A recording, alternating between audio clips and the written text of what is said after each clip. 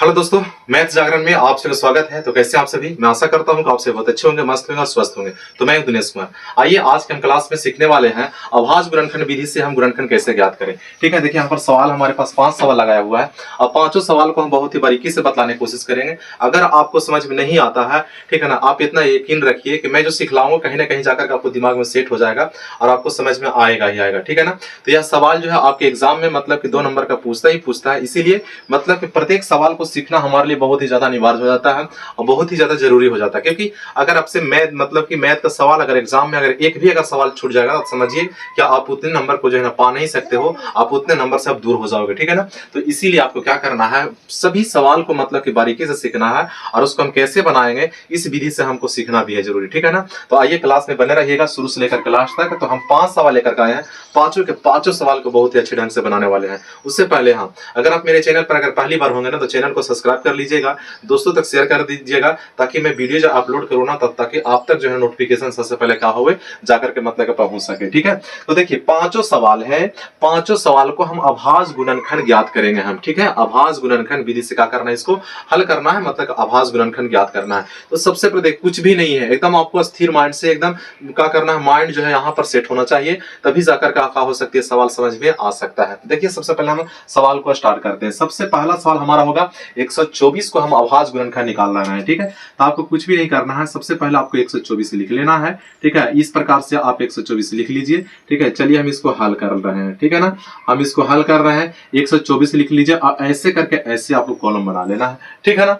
अब आप सोचिए अभाज्य गुणनखंड के कहने का मतलब क्या है कि सिर्फ और सिर्फ जो है इन सभी को हमको अभाज्य संख्या से ही भाग देना है। ठीक है, किस संख्या से? अभाज्य संख्या से ही, अभाज्य के अलावा किसी से भाग नहीं देना है। ठीक है ना। तो सबसे पहला अभाज्य हमारा 2 होता है, तो 2 से लगाइए तो 2 छक्के 12, 2 दूनी का 4, 62 दूनी का हो गया 124 होता है सर। ठीक है ना।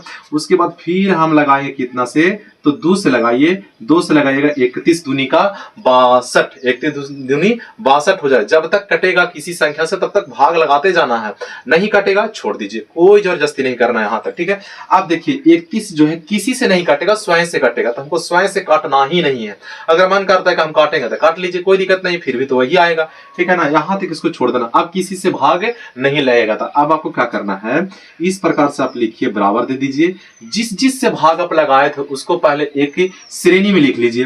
पहले हम लिखेंगे 2 को, लिख लिए, उसके बाद हम फिर लिखेंगे 2 को, उसके बाद फिर कौन बचा है, 31 बचा है, तो फिर हम उसको क्या करेंगे, 31 लिख लेंगे। देखिए 2 लिख लिए, फिर 2 लिख लिए, नीचे में जो बचा था हम उसको जो काट करके जो बचा, तो काट करके कितना बचा, 31 बचा, तो हम 31 भी लिख लिए। अब आपको क्या करना है, आंसर आपको ए भी वाला है। ठीक है, आपको आंसर ए भी सही है, लेकिन आपको इतना करके नहीं छोड़ना है। आपको क्या करना है, फिर से एक बार बराबर दीजिए मेरे भाई मेरे दोस्त। ठीक है, अब आपको देखना है कि 2 जो है कितना बार आया हुआ है, तो आप कहिएगा कि 2 जो है मेरा 2 बार आया हुआ है भाई। ठीक है ना, तो आपको क्या करना है, पावर में करके लिख देना है। तो 2 जो है 2 बार आया है। ठीक है, तो ये हमारा हो गया बेस, कहने का मतलब आधार, इसको पावर में करके लिख दीजिए। तो 2 यहां पर ऐसे लिख लेंगे, 2 कितना बार आया है, तो कहिएगा कि भाई साहब 2 आया है। ठीक है ना, 2 जो है कितना बार आया है, 2 बार आया। देखिए ना, 2 यहां पर 2 बार इंडिकेट है, तो यहां पर 2 क्या बार है, 2 बार है।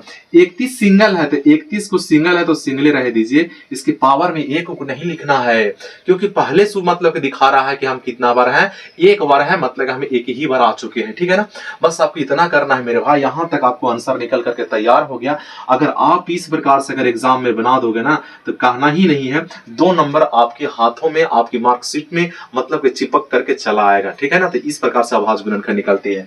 चलिए हम एक और सवाल हम बताते हैं। एक और सवाल हमारा होगा 156 का हम अभाज्य गुणनखंड कैसे निकालेंगे मेरे दोस्त, उसको सीखना है।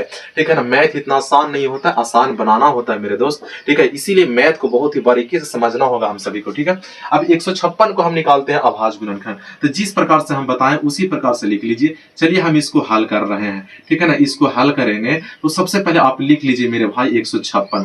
कहोगे कि हमने लिख लिया मेरे भाई। ठीक है मेरे दोस्त, ठीक है ना, मेरे भाई और मेरे दोस्त। ठीक है, आप फिर से एक बार समझिए, सबसे पहले जो दिया हुआ उसको पहले लिख लीजिए। तो हमें 156 दिया हुआ था, हम 156 लिख लिया। अब हमेशा क्या करना करना है, आपको अभाज्य संख्याओं से ही भाग लगाना है, ठीक है। तो पहला अभाज्य संख्या 2, 2 से नहीं लगता 3 से चलिए, 3 से नहीं लगता 5 से चलिए, 5 से नहीं लगता 7 से चलिए। आपकी एलसीएम आता है ना, एक प्रकार का ई एलसीएम ही है, बस इतना समझ लीजिए, ठीक है ना।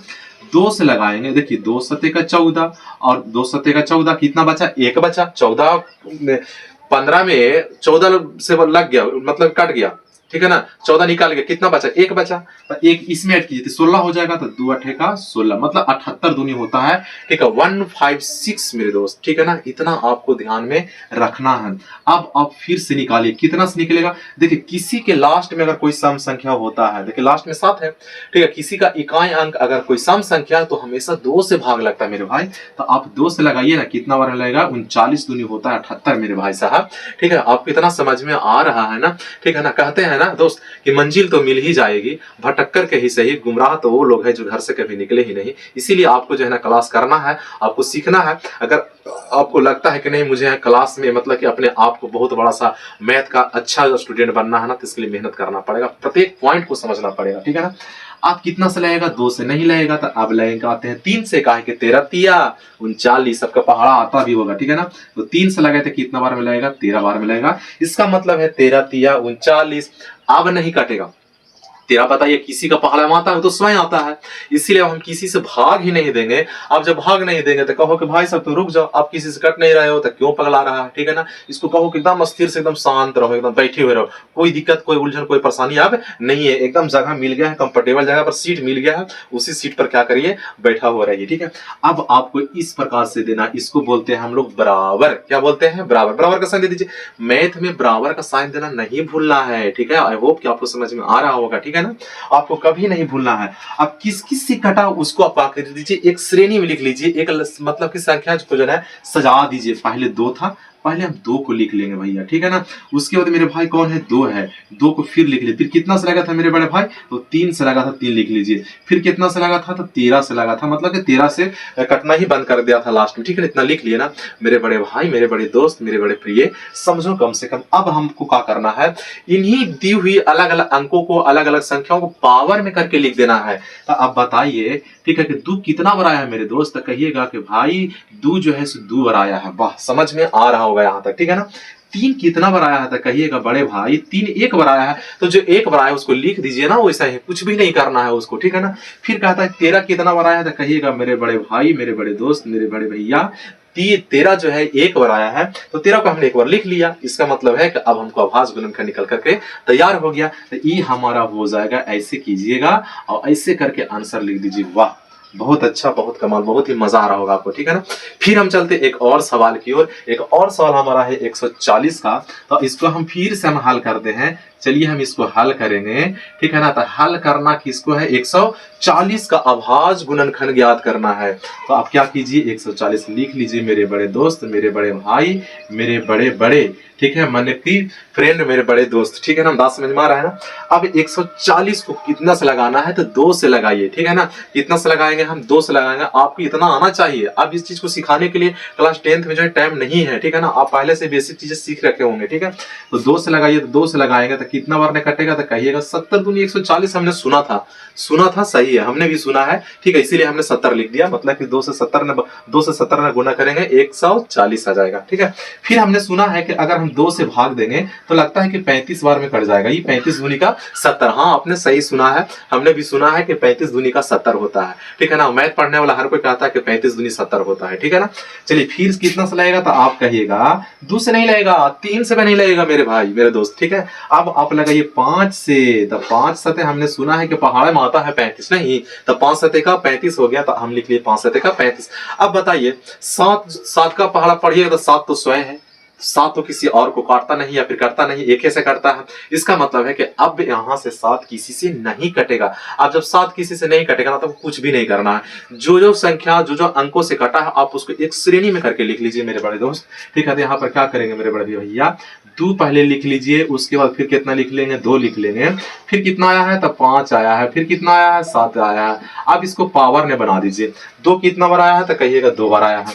यहाँ पर हम लिख लेंगे 2 के पावर 2 गुने 5, एक बार आया है तो 5 लिख लीजिए, 7 एक बार आया है तो 7 लिख लीजिए। और ऐसे करके आपको स्टाइल मार के लिखना है आंसर, और आपका एग्जामिनर जो है बहुत ही अच्छे, मतलब कॉपी जांचने वाला जो होगा ना, बहुत ही अच्छे ढंग से आपको 2 नंबर देगा। कहेगा कि नहीं भाई ने मेहनत किया है, भाई ने किन्हीं से सीखा है, इसीलिए 2 नंबर इसको देना बहुत ही ज्यादा फर्ज है मेरा, बहुत ही बड़ा मतलब हमारा अधिकार है, इसीलिए 2 नंबर काटना नहीं है, 2 नंबर देना है। ठीक है, तो ठीक इसी प्रकार से अगर आपको समझ में आया होगा बहुत ही अच्छे ढंग से ना, तो आपके लिए होमवर्क हम दे करके जाते हैं, इसको बना करके दिखाइएगा, इसको बना करके आंसर में मतलब कमेंट बॉक्स में खाली कमेंट कर दीजिएगा कि यस बन गया है। ठीक है ना, या फिर आंसर आप लिख दीजिएगा, पावर में करके नहीं लिखना आएगा तो इस प्रकार से लिख दीजिएगा। ठीक है ना, 2 गुने 2 गुने 5 गुने 7 इस प्रकार से आप आंसर जो है ना कमेंट में क्या कर दीजिएगा, छोड़ दीजिएगा, ताकि मैं समझ जाऊंगा कि हाँ आपको बनाने के लिए आ गया है। ठीक है ना, मेहनत करते रहिए ठीक इसी प्रकार से। ठीक है ना, मजे के साथ एंजॉय के साथ पढ़ते रहिए। ठीक है ना, अगर आप मेरे चैनल पर अगर पहली बार होंगे ना, तो मेरे चैनल को एक बार सब्सक्राइब कर लीजिएगा। इसी प्रकार से आपको नए नए या बेसिक बेसिक चीजें जो है ना आपको देखने के लिए मिलेगा, और मैं उन्हीं सवाल को बताने की कोशिश कर रहा हूं जो आपके एग्जाम में छपता है और जो आपके एग्जाम में आता है। बाकी का फालतू मैं हल नहीं करूंगा। ठीक है ना, क्योंकि उसी सवाल को पढ़ाइए बच्चों को, ठीक है, जो एग्जाम में बार बार पूछता है, और उसको सीख करके बच्चा अच्छे नंबर पा कर सकता है, मतलब ला सकता है। तब तक इतना ही, फिर मिलेंगे हम आपसे अगले वीडियो में, नेक्स्ट वीडियो लेकर आएंगे। जय हिंद।